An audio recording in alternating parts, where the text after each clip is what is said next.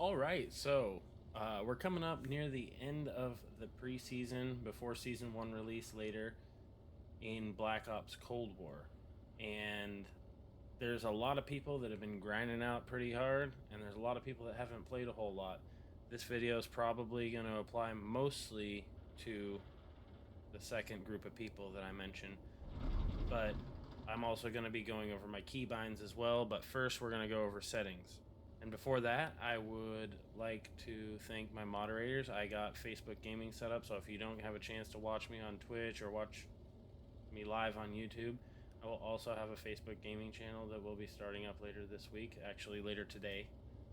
This video may be posted after I start, but I'd like to thank my moderators for helping me get that set up. And they also wanted to say hi to you guys. I don't have video from them, but they say hi. If you guys like this video, make sure to click the like button or the dislike button. I prefer feedback of some sort, so whether you like it or dislike it, I don't care. Just click one of the buttons. And to see more, please subscribe to my channel. I'll try to do more videos like this if you guys like it, and we can talk about settings, movement, shooting techniques. I can maybe do a video about quick scoping and show you guys how I learned and ways that you can learn as well. I'll catch you there.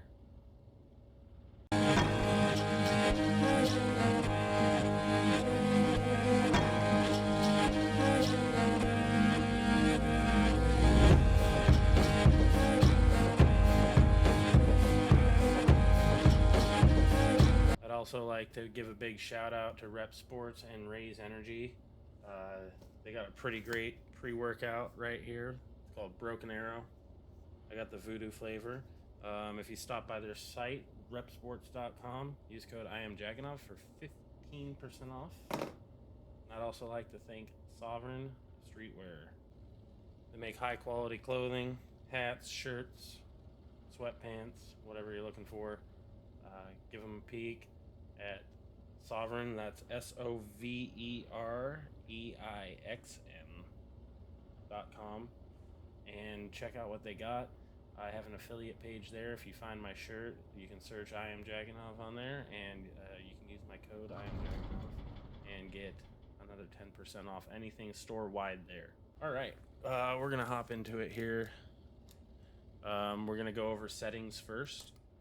I'll just start here, show you what I play with.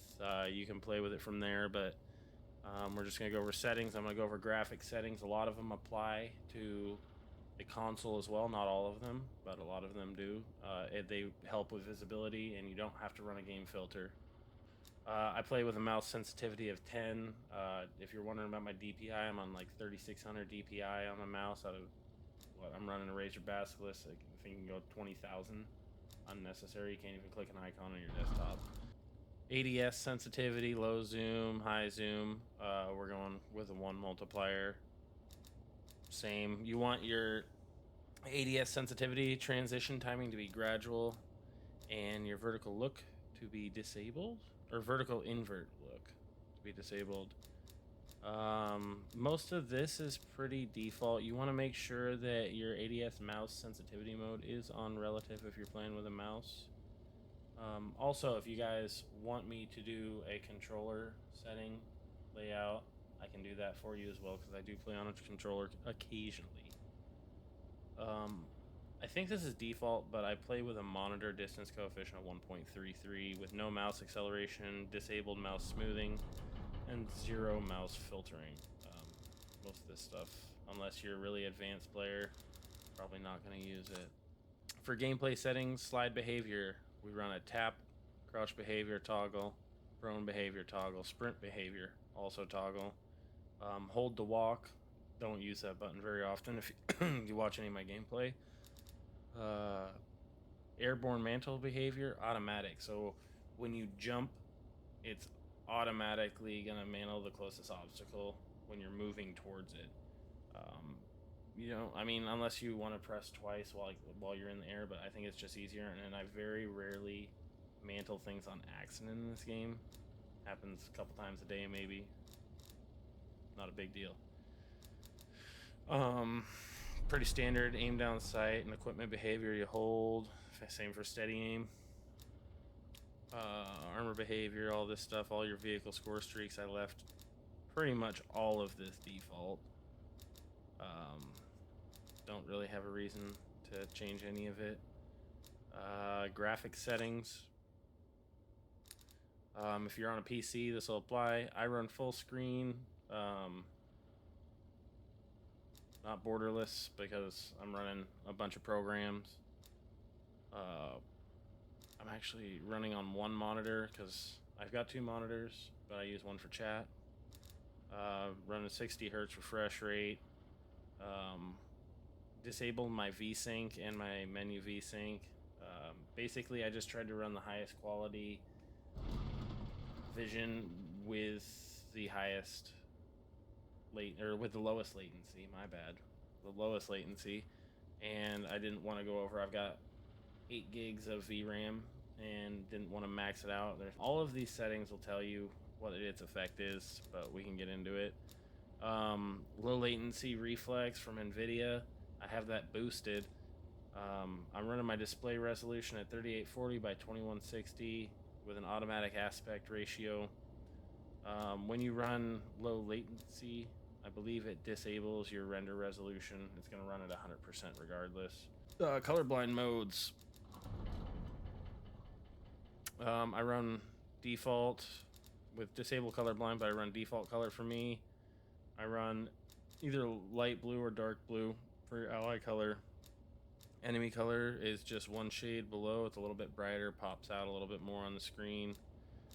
Party color green, just so I can tell which guys I actually want to take care of and which ones are just there to piggyback off the free ride. Field of view. Modern Warfare, I ran 105 field of view. I think that's a little bit excessive on this with how hard visibility is, so I ran a 95 field of view with an independent ADS field of view. Brightness, I'm running 75. That depends on your screen. I've got my screen brightness and contrast and sharpness turned up on my screen as well, so I didn't have to run a gameplay filter. Good tip. Cap your frame rates, whatever you want to.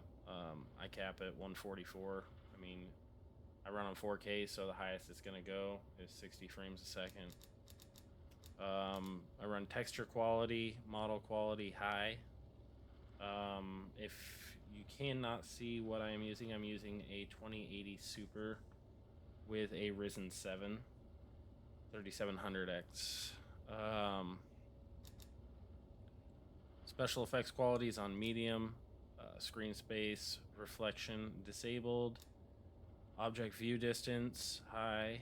Water tessellation disabled. You don't really need it. And the object view distance you want to run on high because you want to see things farther away on maps like Satellite. It's already hard to see people as it is, so all of this is pretty much geared towards visibility and speed. Volumetric lighting, I put that on high. Shadow quality low.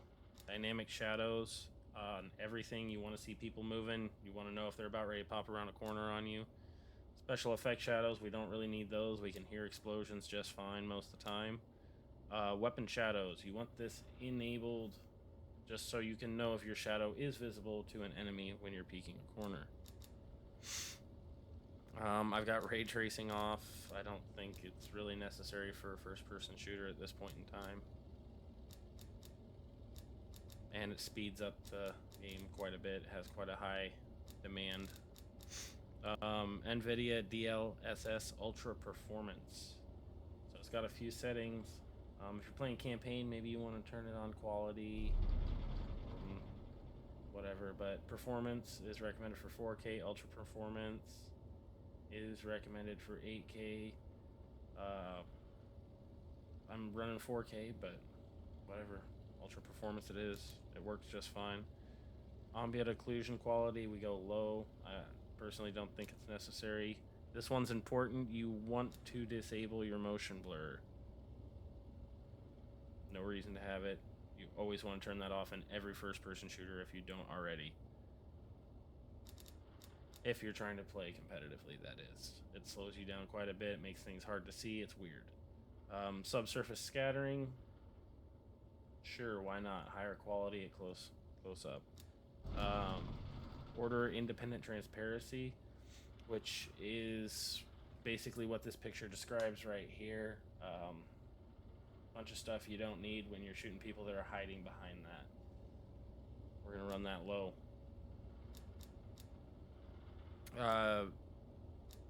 Whatever you want your default VRAM usage, 80% is probably fine, so it's not really toasting your graphics card.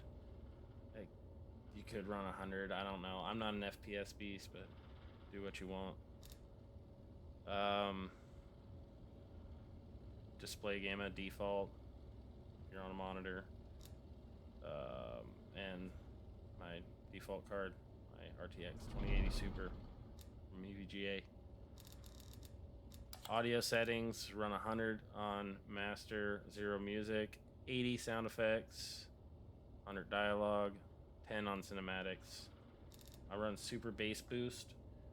It is kind of irritating if your teammates are not running Ninja. It does sound like a herd of buffaloes running around, but you can hear really well. You can hear the footsteps and the movement of the enemies very well.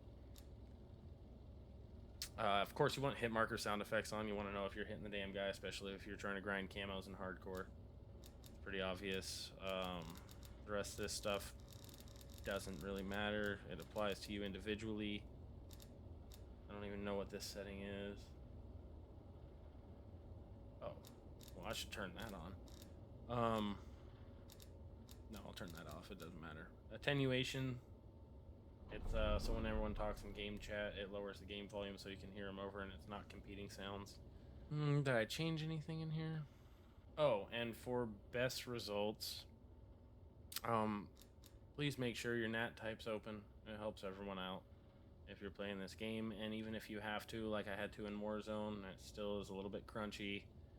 Look into forwarding the ports on your router if what you do is play this game on your console or PC. I would recommend forwarding your ports.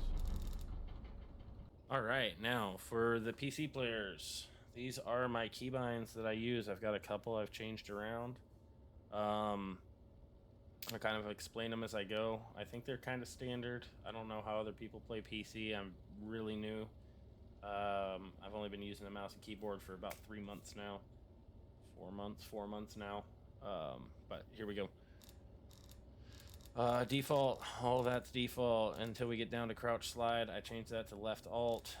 Your prone button, I changed that to my 5 button on my mouse because my little pinky's kind of a dummy and he doesn't like to reach over there and do things. So I put it on 5 so I can click and drop shot at the same time. I don't have a walk button, but we're going to make it left control because I have that key unbound. That's going to be my new walk button. That's how much I don't walk. All default until you get down here. I changed my lethal equipment to the F key. I've got my field upgrade on C because, once again, my thumb and my pinky don't talk well to each other, so I can hit C easier than I can hit X. Melee, I've got that on caps lock, and I don't even know what the key's called. But on this mouse right here, I've got 2 keys behind my mouse wheel. This top one is system bound to my caps lock key, so whenever I turn it on, I turn on my caps lock. It also helps when I'm typing. If I don't want to hit the caps lock, if I'm typing on the right side of my keyboard, whatever. It does things. Interact, I changed that to E. Ping location, this is very important. A lot of people don't ping their location enough. Put it on a key you can touch. I put mine on T. I didn't really change a whole lot other than just accessibility things. I got my map on M. I got my gesture wheel on G. You can apparently set gesture slots, so you can just push one and boom, it happens. I don't really use that a whole lot. Probably should. Get some good clips. This one's pretty important. So you get down here, and you will want to run change stance slide on a key that you'll touch a lot because it'll stand you up. It's basically a slide cancel button. Right here, I run it on my 4 button, and it's probably the most useful thing I've done with a mouse so far. It's basically like having a scuff on your controller. Boom, boom, slide cancel, slide cancel. I think that's about it. I'll edit this video and I'll put it up later this week. Once again, thank you guys. Make sure